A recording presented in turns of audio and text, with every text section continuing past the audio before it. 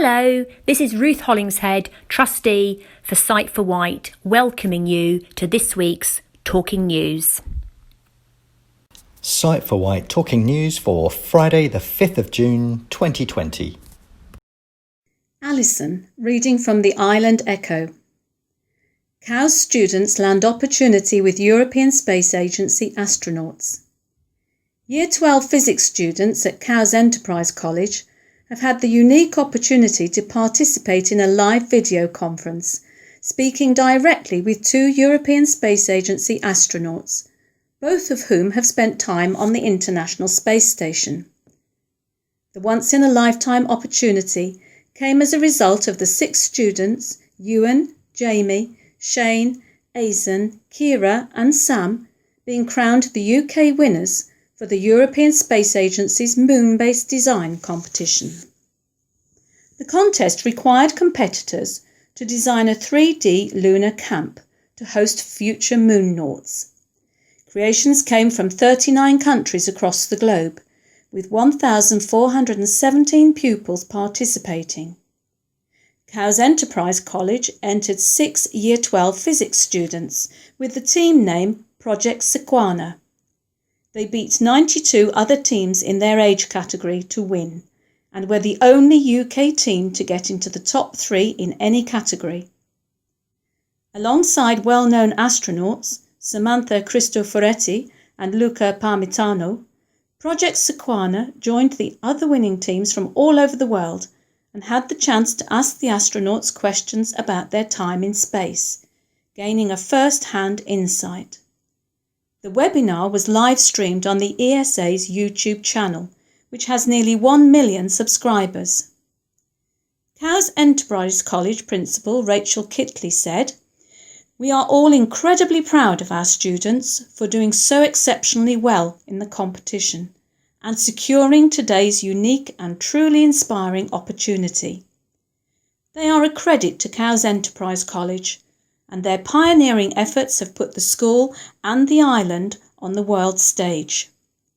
It has been such a special opportunity for the students to represent the UK amongst the winning teams and to speak directly to some incredibly inspiring astronauts, an experience that they will share with their peers and I'm sure hold fond for many years to come."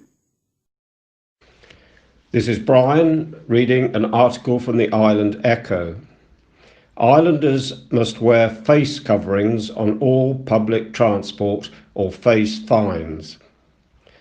Face coverings are to become compulsory on all public transport later this month, the government announced last Thursday.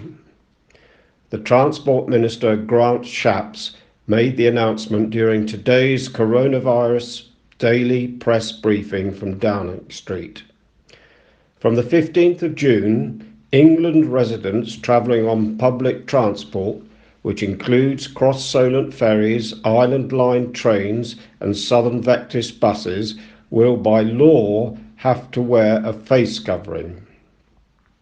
Islanders who fail to comply with the law will be refused travel or fined by the police. Young children under the age of 3 will be exempt from the rule, as will anyone who may find it difficult to manage covering safely, including primary school aged children and those with respiratory conditions. The soon-to-be introduced restriction only applies to public transport.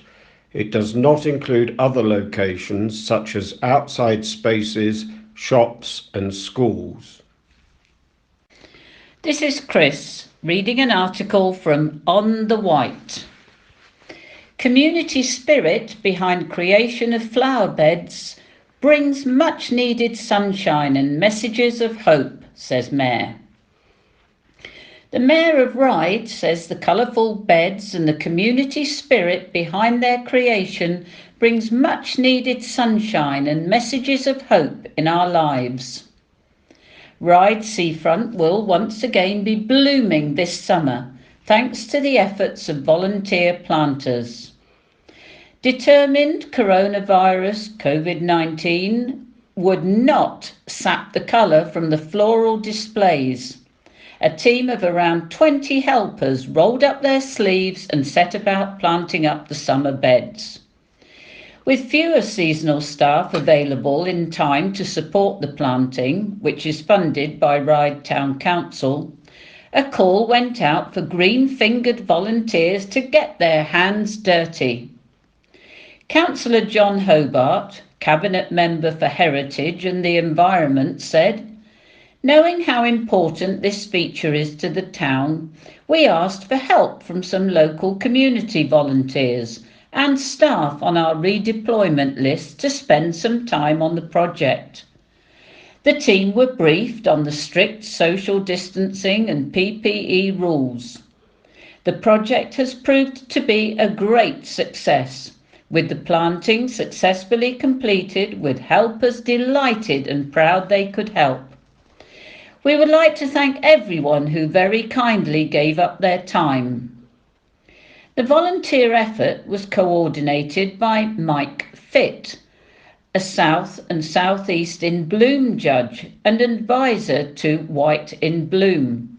He said, "Since Victorian times, Ryde Seafront has been noted for its floral displays, and with the help of neighbours, volunteers from Moncton Arts, council staff on redeployment, and supported by grounds maintenance contractor John O'Connor, that horticultural tradition was maintained, and Ryde Esplanade will be looking blooming beautiful once again this year.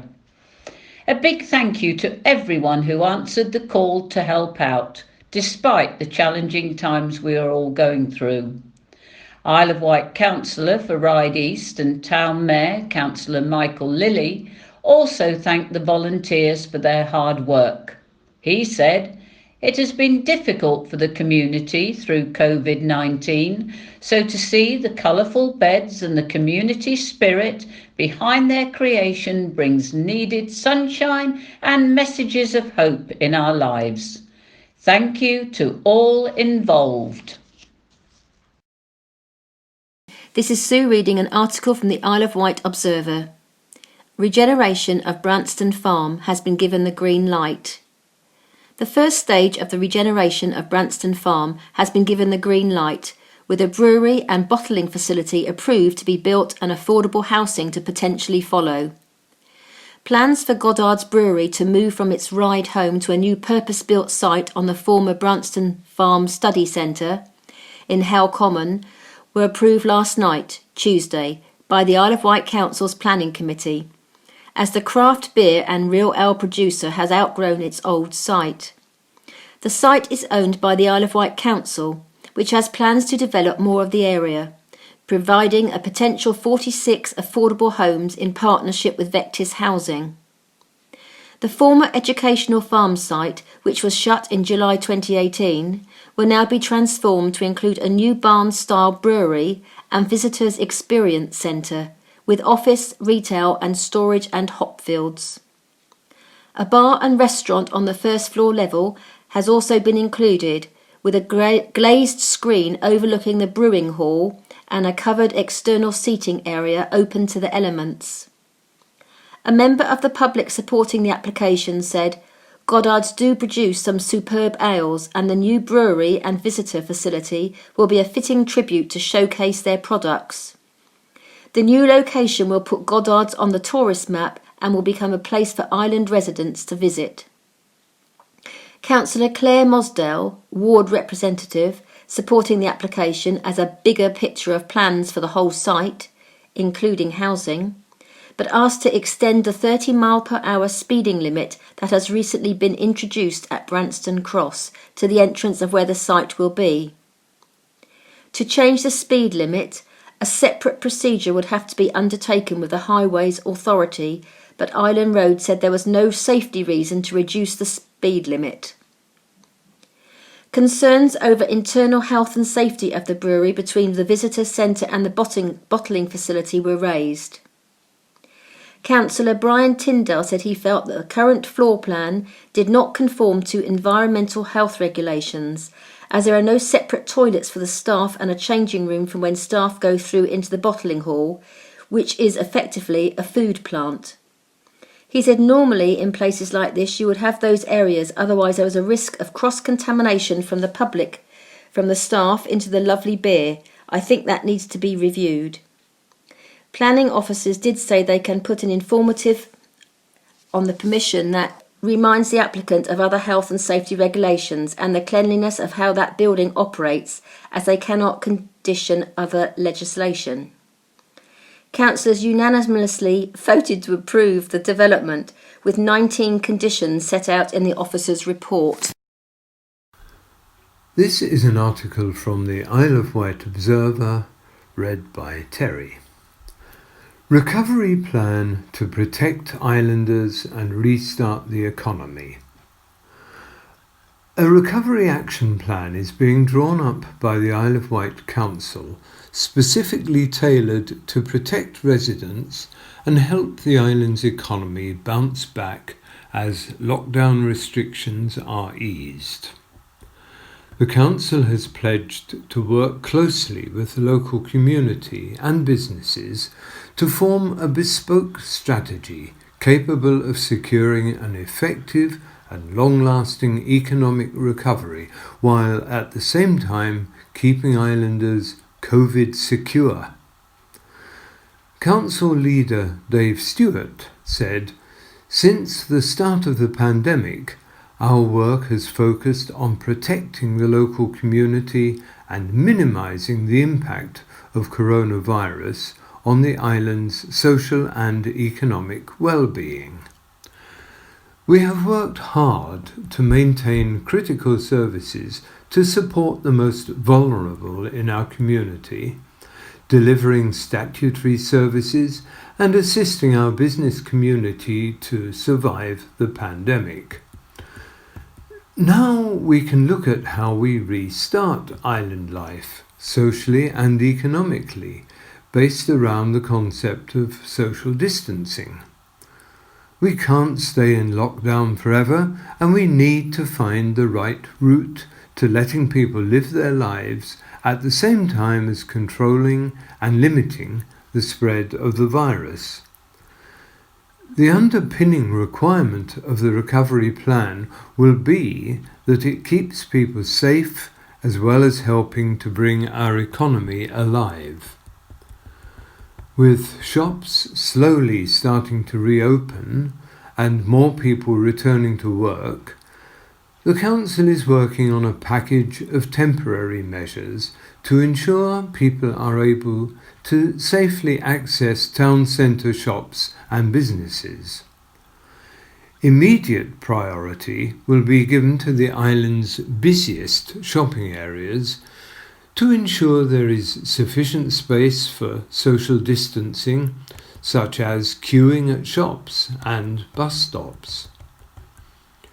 The authority is also offering advice and guidance to businesses to ensure they're practicing social distancing inside and immediately outside their premises when they reopen.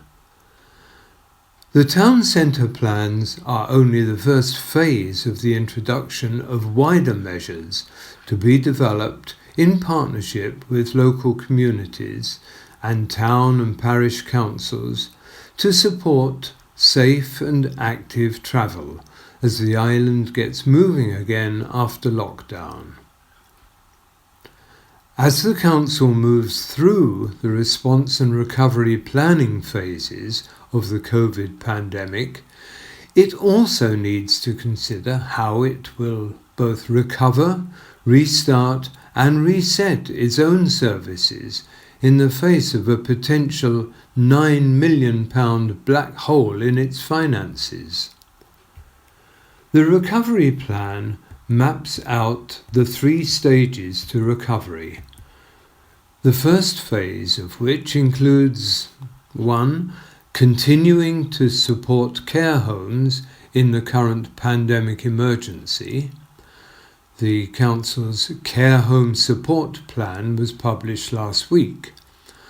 2. Developing of testing and contact tracing arrangements to support the NHS COVID-19 app. 3. preparations for the phased reopening of island schools, which began on the 1st of June. 4. Managing any increase in visitors to the island as restrictions are eased. Accelerating and enhancing the island's mental health plan with a specific response to COVID-19. 5. Reviewing housing support services to tackle the increase in homelessness. And 6. Developing funding bids to further improve cycling and walking. Councillor Stewart added, "Our job as the Council is to develop a pathway back and to ensure as we do so that the most vulnerable continue to be supported and protected." A key part of recovery will be that everyone continues to take personal responsibility for their actions. This will help us to continue controlling the spread of the virus and allow us to return to something of the life we knew before. One of the most impressive elements of the response to the virus here on the island has been the support and help provided by our many island volunteer groups. I can't thank them enough for all they have done and will do as we take our first steps to recovery. I see this as an opportunity to harness community energy as we develop our recovery plan. Alison, reading from the Isle of Wight County Press. These countries have temporarily banned visits from UK tourists. A number of countries around the world have begun to ease lockdown restrictions, with some agreeing to allow tourists from the UK to visit once again, once the government deems it safe. However, numerous countries still have travel restrictions in place, with some destinations feeling that the coronavirus figures are still too high in the UK to allow tourists to visit just yet. These are the 14 countries with restrictions currently in place. Australia. Australia's borders are currently closed, and only Australian citizens, residents and immediate family members can travel to Australia. Spain. Spanish Tourism Minister Maria Reis Maroto said British coronavirus figures still have to improve before Spain could receive tourists from the UK. There will be no early return by UK holidaymakers to Spanish beaches. Spain may be slowly easing its nationwide lockdown, but travel there will only be permitted once the UK government deems it safe to do so. New Zealand. The New Zealand border is currently closed to almost all arrivals. There is a small list of exceptions. United States. The Foreign and Commonwealth Office, FCO, explains that it is not possible for many British nationals to enter the USA if they have been in the UK, Ireland, Schengen zone, Iran or China within the previous 14 days. Argentina. Argentina's borders are also closed to foreign nationals and non-residents entering the country until midnight on June the 7th. India. No visas for India are currently being issued to UK nationals, and all land borders with Bangladesh, Bhutan, Myanmar and Nepal in East and Northeast India are also closed. Maldives. Travellers who have left or passed through the UK in the last 14 days are banned from entering the country.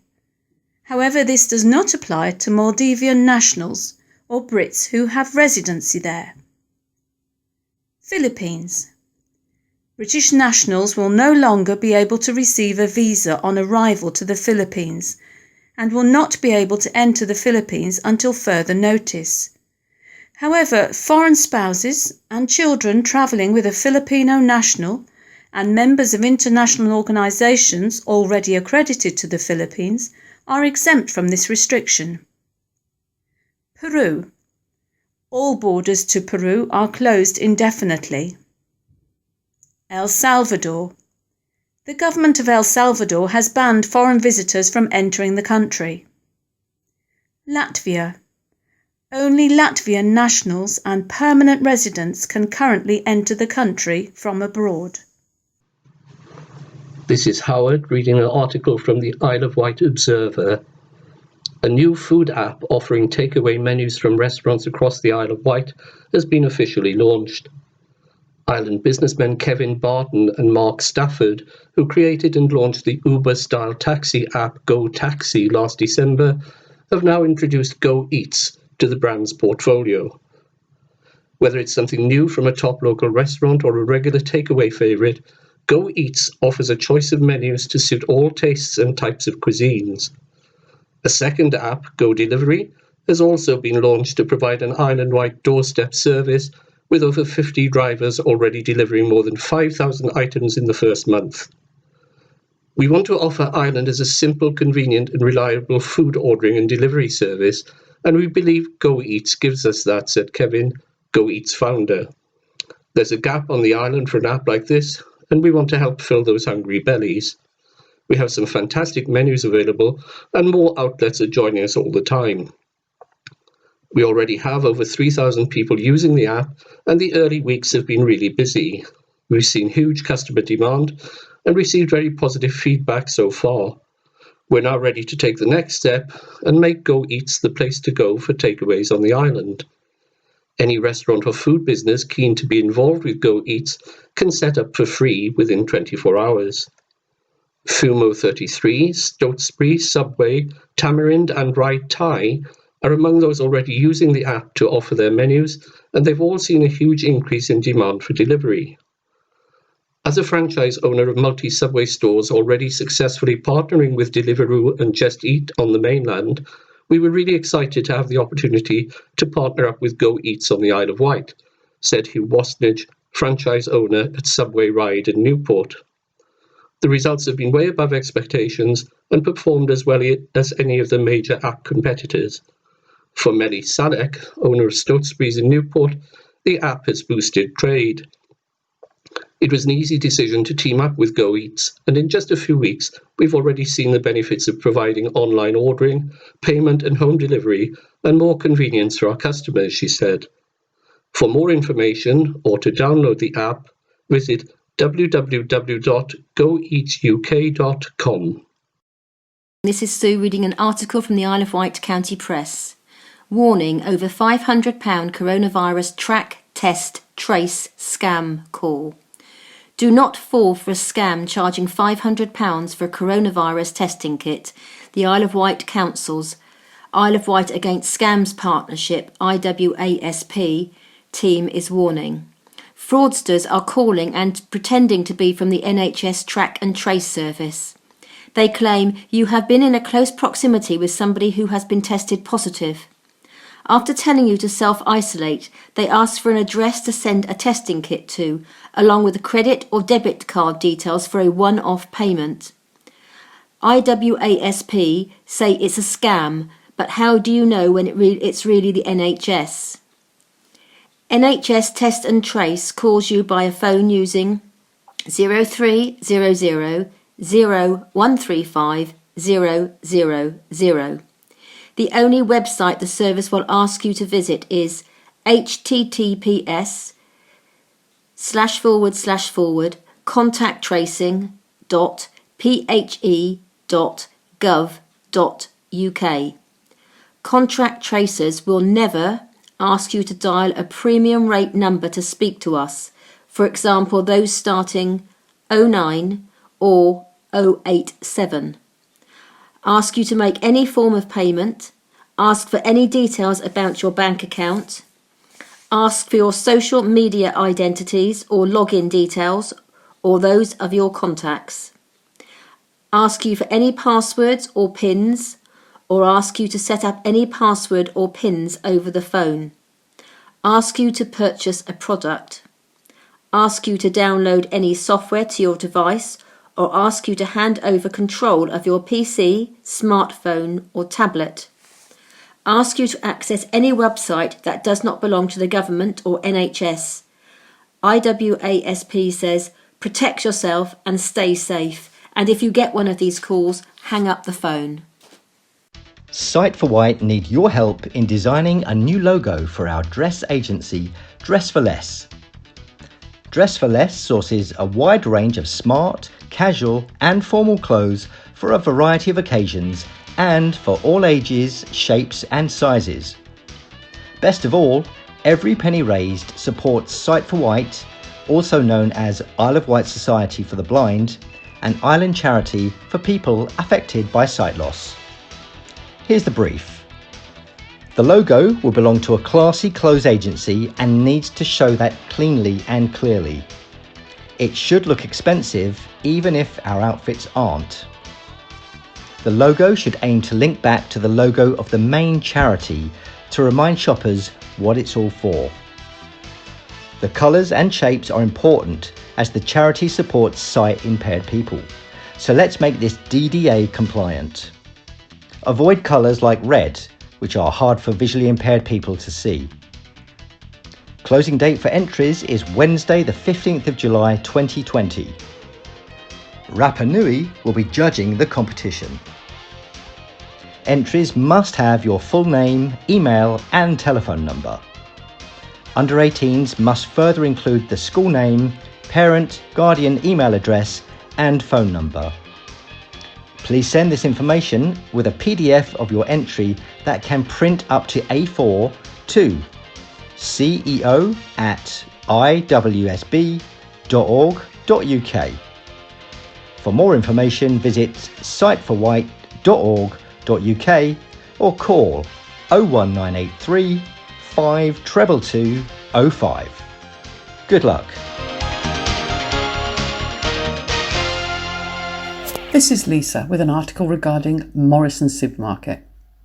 Morrison supermarkets are there to help with next day delivery. One phone call will allow you to register with Morrison's, then using your telephone you can order your grocery essentials to be delivered to your home the next day.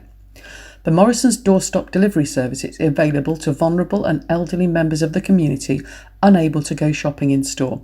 Simply phone 0345 611 6111. Confirm your sight loss and then you'll be registered for telephone ordering. When you call, you will pick from a list of essential groceries given to you, including meat, fish, vegetables, fruit, ready meals, cleaning items and general dry food. You need to live within 10 miles of a Morrison's store. These are based in Lake and Newport on the island. There is a limit of maximum 3 of any one item. Deliveries will adhere to the current social distancing rules, so to avoid contact, they strongly recommend contactless card payments only. If this isn't possible, chip and PIN card payments are also available, but no cash is accepted. Morrison's say any order placed before 5 p.m, they will aim to deliver the next day. But we've spoken to people who've actually used the service and here's what they think. Viv from Ryde, herself registered with sight loss since birth, has used the service and says, the drivers could not have been more helpful. Last time he guided my hand to the PDQ machine so thoughtfully, I could not have asked for more. She goes on to say, the fruit you are allowed to order is apples, oranges, bananas and grapes, but I wanted some berries, so I just asked if I could swap them for strawberries and blueberries. They did this with no fuss and everything arrived the next day as promised. There is a limit of 49 items, said Viv, but I've never reached that yet. Viv continues to use the service. Once again, the telephone number to register and place your orders is 0345 611 6111. That is 0345 611 6111. Thank you. Excellent.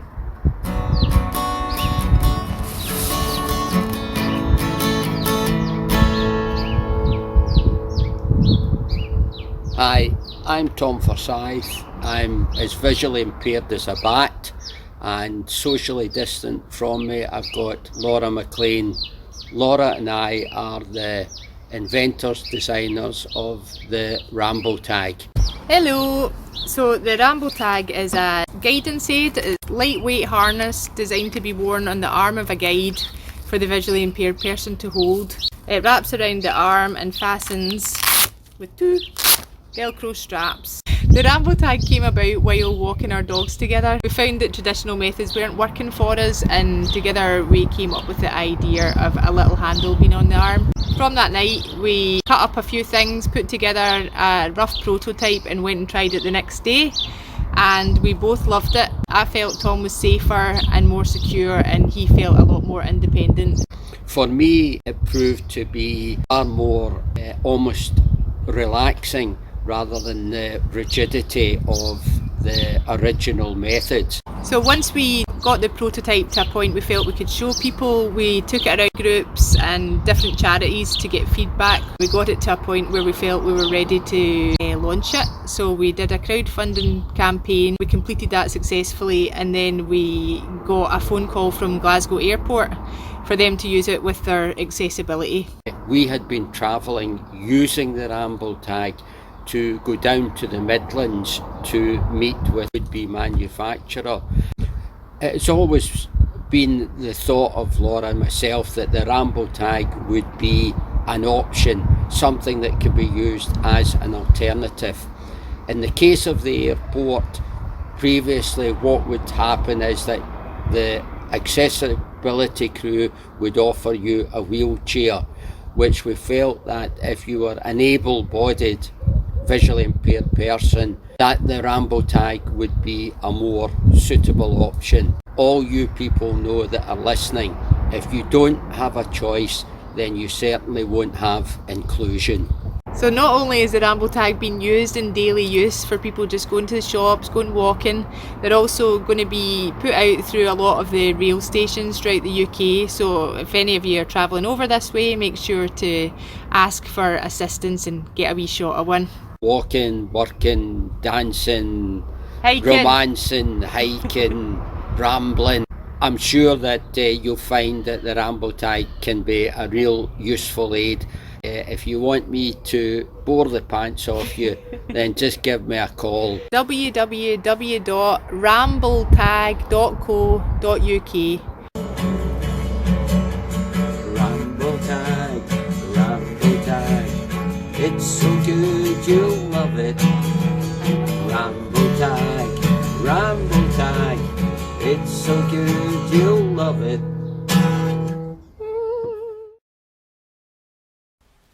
Ruth Hollingshead, trustee, volunteer and member at Sight for Wight, was one of the guests on this week's BBC Radio 4 programme In Touch. Here's Ruth's interview. Now, it's usually topping the Sunshine League tables and the odd mega pop festival, which gets the Isle of Wight into the news. But it's recently made all the headlines when it was chosen to trial a smartphone app which would alert people that they'd been in contact with someone who had coronavirus. But the question I didn't hear asked was, is it accessible for visually impaired people? Well, Ruth Hollingshead wanted to know the answer to that too. So I asked her, how did she find out about it and how accessible was that? Well, that was the first problem. I mean, I'm a trustee for Sight for Wight on the Isle of Wight, and that was one of our concerns because the information was being given out via a leaflet posted through your door. I got my leaflet and immediately rang the council to sort of say, how can I access the link? And I have to say they were very good. They did email me the link so I could do it via that.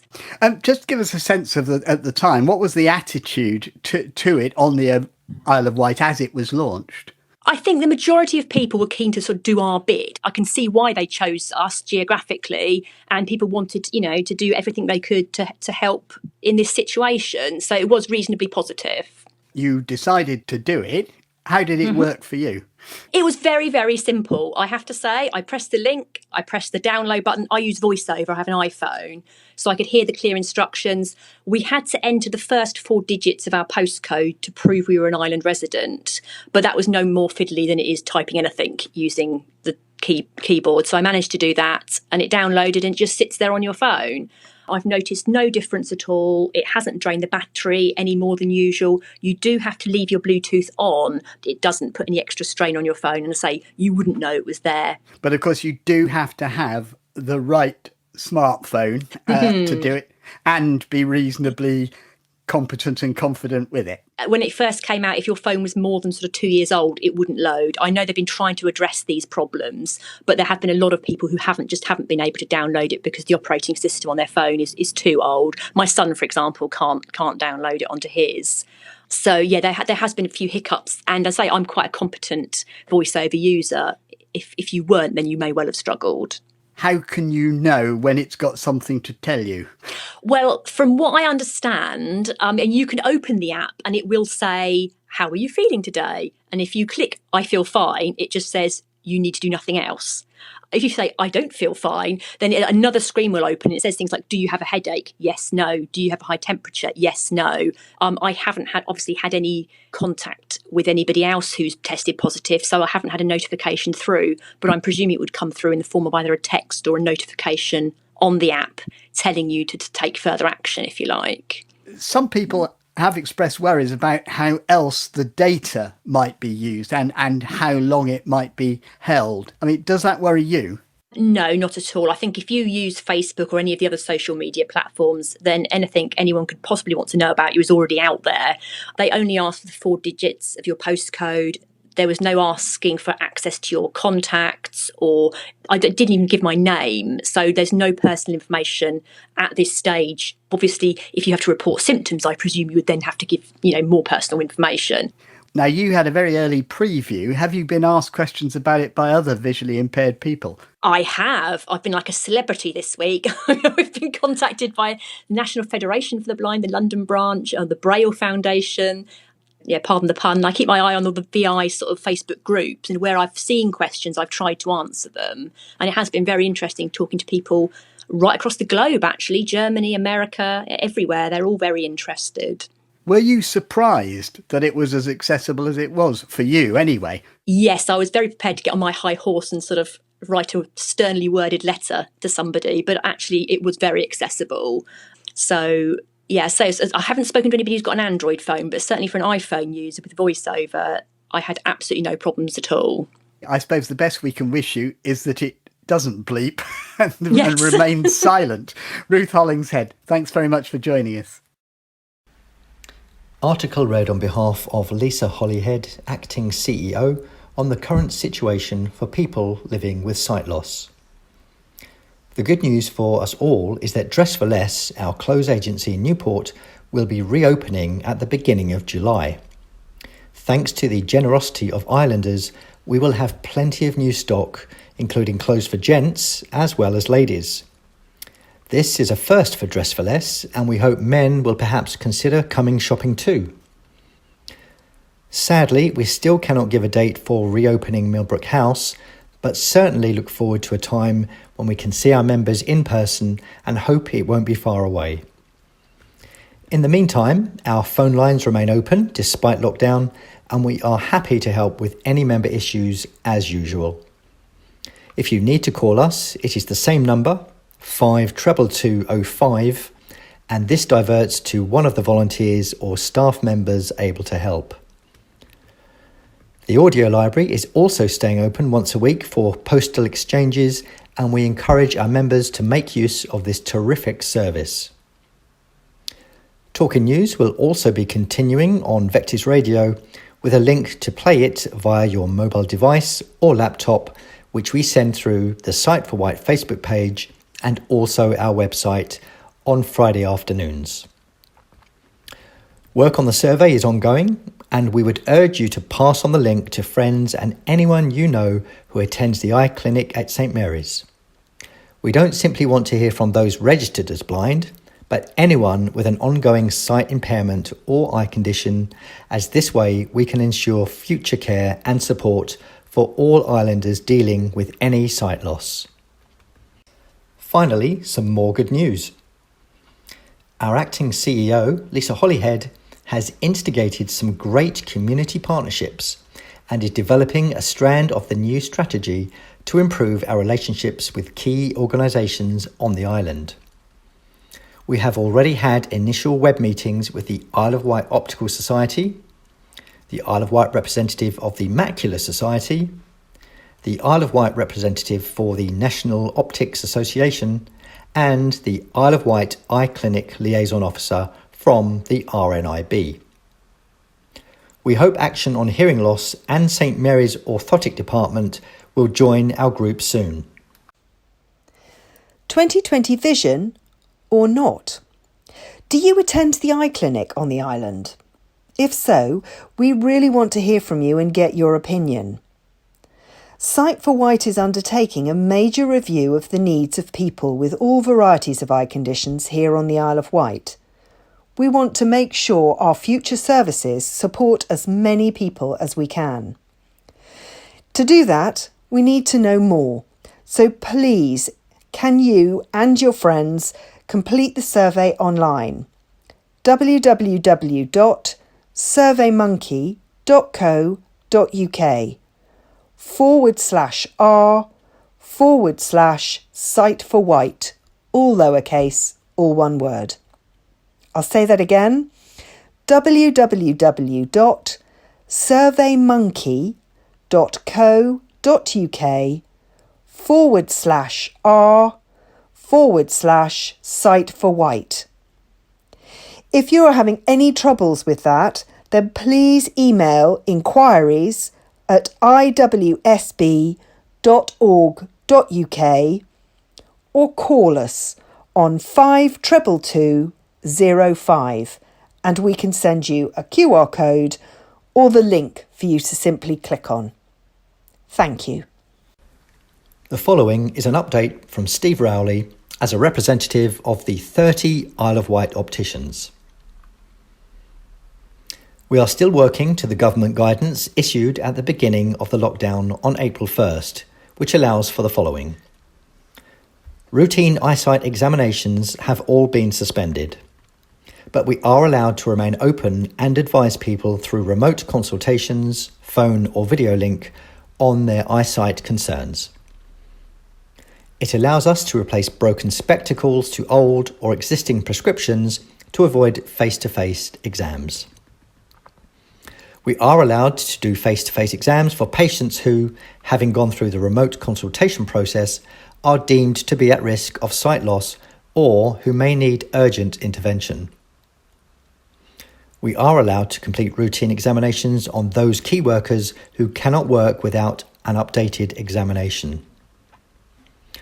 This week has now been extended, however, to include face-to-face exams for people whose well-being may be adversely affected by their eyesight problems. However, that is open to interpretation, so individual opticians may offer differing services. What is clear, however, is that if any person is concerned about sudden changes in vision or is finding it difficult to cope with their current eyesight, always telephone your optician for our opinion to see if we can help. This is an important announcement from the Isle of Wight Council. From Monday, the 8th of June, temporary changes will have been made to Newport Town Centre to make it safer and more spacious for pedestrians as part of Isle of Wight Council plans to encourage social distancing. The most noticeable changes will be on the lower High Street between St James's Street and Holyrood Street, but including St James's Square and St Thomas's Square. 1. Painted dots and stencils on pavements at 2 metres intervals. 2. New signage, keep your distance, followed by maintain social distance. 3.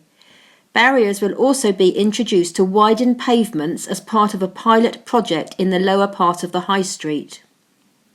4.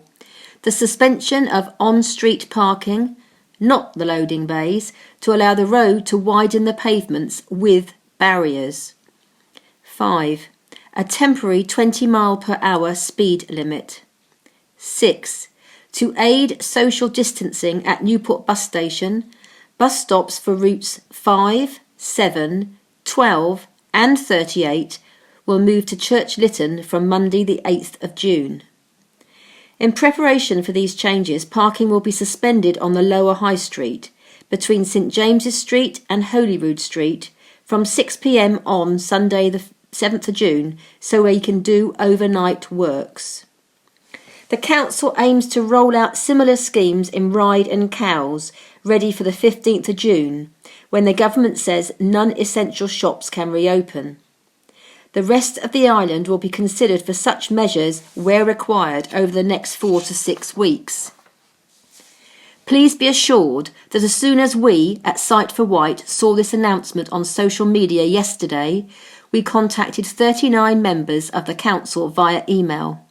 We highlighted our concerns that, without more detailed and exact information, any island residents living with sight loss would find independent travel very challenging.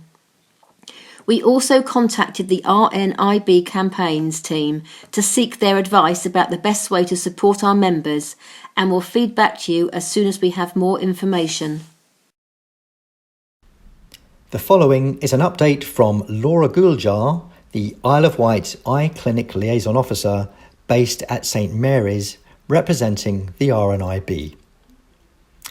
Laura confirms that if you have any concerns about getting to the eye clinic, attending the eye clinic for your appointment, or are anxious about your eye condition or vision, you can contact Laura, RNIB's Eye Clinic Liaison Officer, at the eye clinic on 07885 210 891, or by email on laura.guljar, spelt GOOLJAR,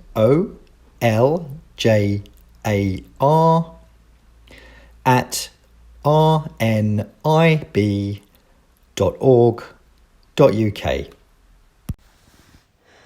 Members should be aware that there are now new rules in place when travelling on Southern Vectus, explained in posters on the windows of the bus. You are asked to sit in the window seat and use alternate rows to ensure social distancing. They also recommend that people wear a face mask where possible. We'd additionally suggest that you let the driver know as you're getting on the bus if you have visual impairment, as it may not be immediately obvious. Jacqueline Gazard, Trustee for Sight for Wight. Sight for Wight would like to thank you for listening to this week's edition of the Talking News. We would also like to thank our volunteers for reading, and a particular thank you to the Island Echo, Isle of Wight County Press, Isle of Wight Observer, and OnTheWight. A special thank you must go to Vectis Radio, who has helped us get vital information to our members.